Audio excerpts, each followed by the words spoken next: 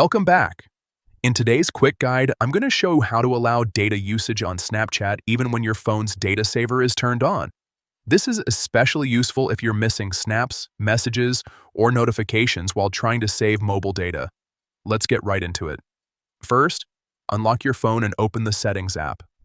This is where you control all your device's system-level features, including how apps use your mobile data.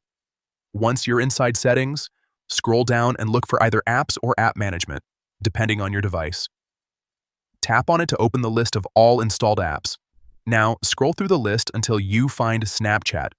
Tap on Snapchat to open its app settings. This section lets you manage permissions, storage, and data usage specifically for Snapchat. Next, look for an option called Mobile Data or Data Usage. Tap on it to access more detailed settings related to how Snapchat uses your internet connection. Here's the important part. You'll see a setting labeled something like Allow Data Usage while Data Saver is on. By default, this option may be turned off, which restricts Snapchat from using mobile data in the background or even in real time. Go ahead and toggle this option on. Once you enable it, Snapchat will be allowed to use mobile data even when your phone's data saver mode is active.